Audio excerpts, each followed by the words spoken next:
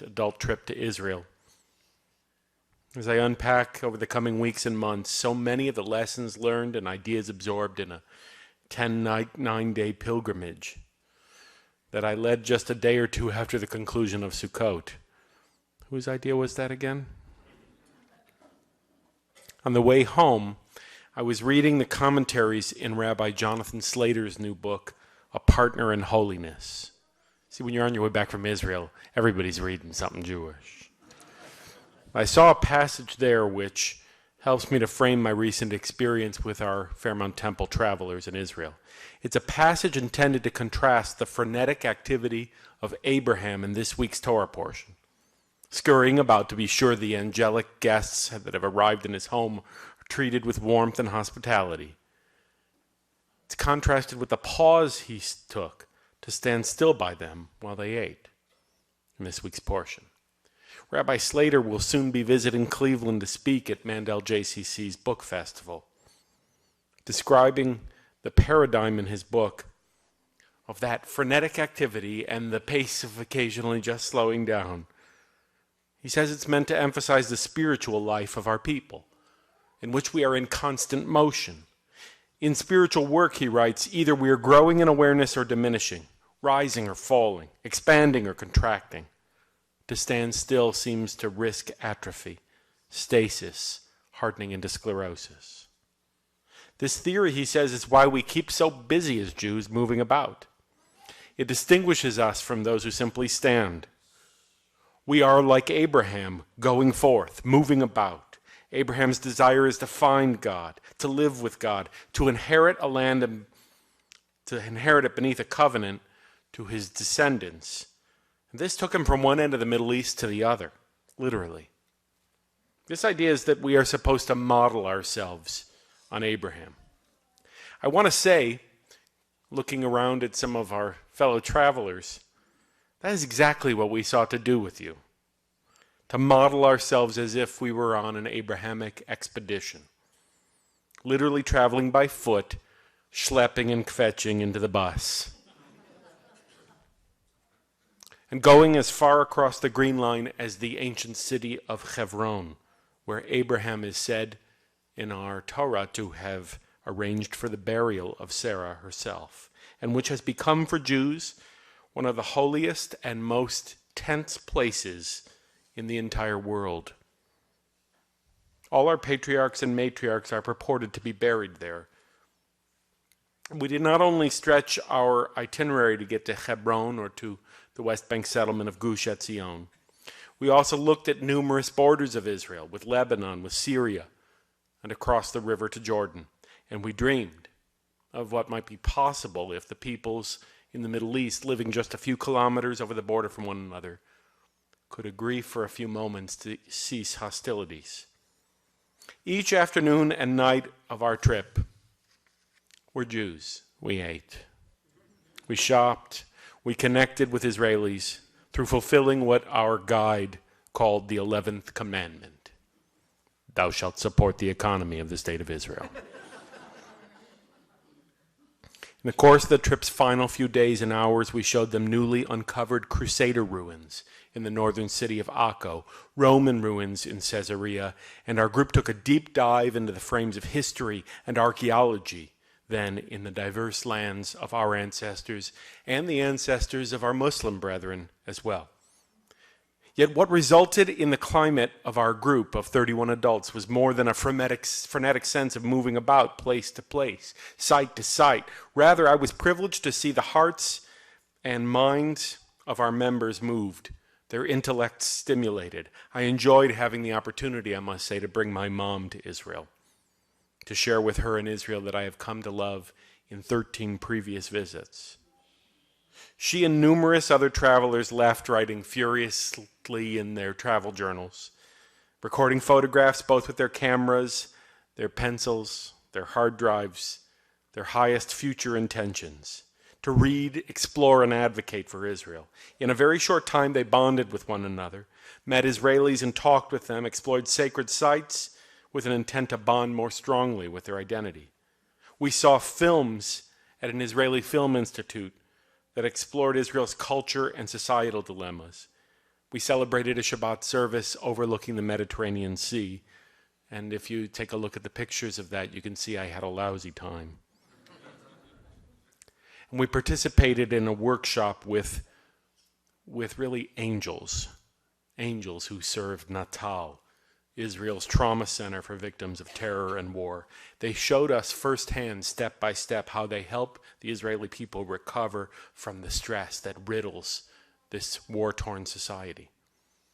It's been my experience that when people travel to Israel, our visits impact upon us and Israel for the better.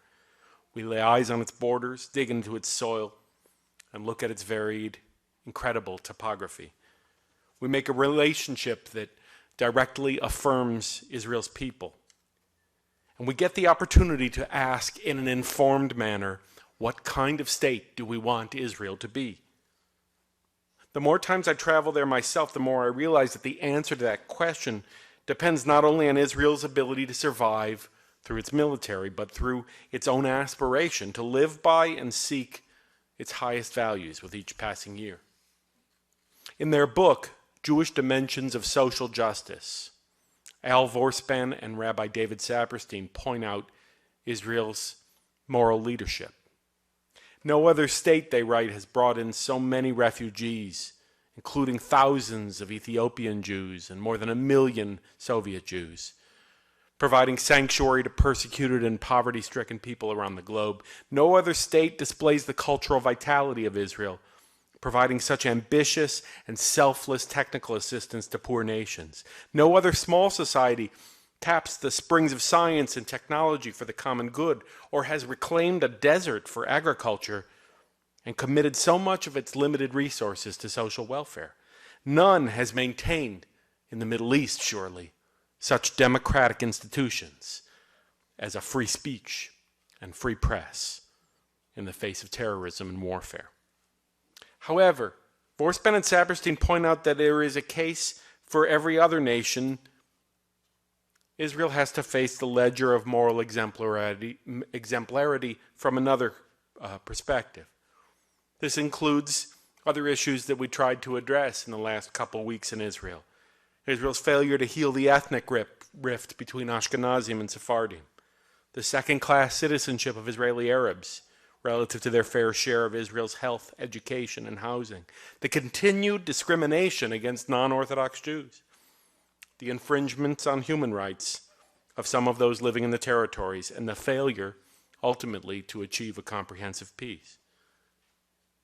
In rereading their challenging assessment, I feel my shoulders burdened, my plate full, and a very full plate for all Jewish leaders. I know I speak for many in the community who wish to inspire and engage individuals of all backgrounds to relate to Israel in a mature fashion. Our plates are full, yes. But Rabbi Caruso told me about a recent boisterous discussion he led in our lifelong learning program, where he led an interactive discussion of Ari Shavit's challenging book, My Promised Land. I believe more than ever what the state of Israel and our people there need is decisive, mature solidarity and support from our homes in Cleveland. Yes, there will be times ahead where we or they feel vulnerable. Hatred against Jews is sold cheap on the open market today. But what do we need more than mutual concern? First, Israel needs our commitment to raise our voices to our friends, to our political leaders. Second, they need us to return to Israel as a community and support it, and we will. Next winter, Rabbi Caruso will lead a family Israel trip, and the following year, I intend to return with congregants on a new adult Israel trip, unlike any of the previous ones. For our congregants can handle more than looking at sites from a distance. We need to find and lead individual projects that can contribute to Israeli society for the better. Surely our friends in Israel would love to see us hold fast to an ideal of Israel striving to be more humane and Jerusalem ultimately living up to its Jewish value as a city of peace for all.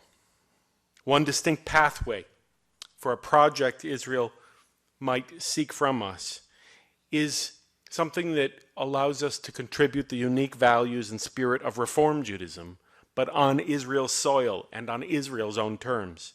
This was brought home to me last week in our group's visit to a startup synagogue at the tip of northern Israel in a small but beautiful town called Rosh Pinah. Has anybody here ever been to Rosh Pinah? The view in Rosh Pinah is really something. There we met with the president and rabbi of a small group of Israelis who are among the 20 new Reform synagogues. I want you to realize, 20 new synagogues in 2 years. Previously, there were somewhere between 30 and 40. These have been popping up all over Israel's landscape. I couldn't but help but be just drawn to the story of this new synagogue in Rosh Pinah, made up most entirely of Sabras, native-born Israelis rather than Jews from the West importing their reform. The rabbi told us that their community in Rosh Pinah needs help to become more successful. This made me think of them as what our synagogue once was, a startup. When 19 families from Unsleben, Bavaria, established a small society called Anshe Chesed in 1842. We were then, as this synagogue in Rosh Pinah is now, in search of a vibrant, socially relevant practice of the Jewish heritage, and also in search of partners to help us. I'd like for us at Fairmount Temple to be a partner to the synagogue in Rosh Pinah and to Reform Judaism there in general, because the values of Reform Judaism are ones we share with them and with progressive Jews worldwide. Each of us in our communities globally speak of these values when we study and pray and assemble, but alongside our speaking of our high hopes and ideals, our projects, our proclamations, our rallies, our remembrances, and some very nice sermons along the way. We have to remember that Israel and its people are truly an Am Kechol Ha'amim, a people like any other people who would want only what we would want if we were touched by both incredible opportunity and tremendous hostility in a lousy neighborhood. In the conflicts that Israel has faced, many spirits have been wounded and hopes damaged, and so our synagogues across the globe can help. They can help each week by uttering special prayers for the physical and moral welfare of Israel and its citizens. This Shabbat, marks the yahrzeit, the death anniversary of two figures in Israel highly known for their heroism in terms of assuring Israel's welfare, setting an example for its citizens. 70 years ago tonight, Chana Senesh died, a 23-year-old. She was one of 37 Jews from British Mandate Palestine with the courage to parachute back into Europe, into Yugoslavia, returning to Europe to assist in the rescue of Hungarian Jews about to be deported to Auschwitz. Does anybody remember what tomorrow's anniversary is? Of Kristallnacht, the night of broken glass. While our recent group of travelers visited Yad Vashem, Israel's Holocaust Memorial, we examined data there showing all the opportunities nations had around the world to slow, to stop, or to die trying to slow or stop the Nazis. But Chana Senesh in Israel is regarded by Israelis as one who did more with her own youthful energy than whole nations did who had much more full knowledge of the Nazi Holocaust. Children in the schools we visited in Beit Sha'an are among kids all across Israel who learn each year of how Chana Senesh was arrested at the Hungarian border, imprisoned, tortured, but that she refused to give up any details of her mission. She was tried and executed 70 years ago tonight. Though Israel as a state did not yet exist, its heroism, its gevura, its strength, it did. It existed in Chana Senesh and her courageous response to human depravity. 19 years ago this week, the hearts of so many of us worldwide, Jews in Israel and here in Cleveland and elsewhere, our hearts were crushed with the knowledge that General Yitzhak Rabin had been assassinated 19 years ago this week. It was during a peace rally that he had given his voice to in Tel Aviv, where thousands of Israelis had sung and stood up for an end to the bloodshed. Can you believe it's been 19 years? On our trip, I was told that a new museum devoted to Rabin and his accomplishments has just been opened, and I'm anxious to see it with the next group I take to Israel. Who among us wasn't horrified when a hateful climate among Jews of religious zealotry whipped a devotee of our faith to completely abrogate and bastardize our Jewish law as an assassin, claiming that Rabin, in his negotiations with the Palestinians, was pursuing Israelis for their death? What a crock. Tonight we remember Rabin's name and his accomplishments as a leader of our people. And together with Chana Senesh and all those whom we are each remembering this Sabbath, we will recite the Kaddish praise in their memory. In just a few weeks, as part of our lifelong learning program, we'll seek to continue Rabin's legacy by hearing what his daughter has to say. We're hosting a live-streamed program from the 92nd Street Y in New York City, featuring General Rabin's daughter, Dalia Rabin, alongside Ambassador Dennis Ross, columnist Ethan Bronner, in a program called America and Israel, The Way Forward. I sure hope they know what the way forward is. God only knows. But I do hope that it will involve each of us, all of us, not just those who live in Israel or those who've been, but anyone who wishes to bond with Israel in patience, courage, and resolve for a better day. These are the qualities we pray tonight will keep our people eternally safe. These attributes and actions we hope will calm the fears of yet another generation of Israeli parents and children. These are the goals that Israelis, especially those in the south who were hit hardest during this past summer's war with Hamas, would ache to even approach to live with patience and courage and resolve.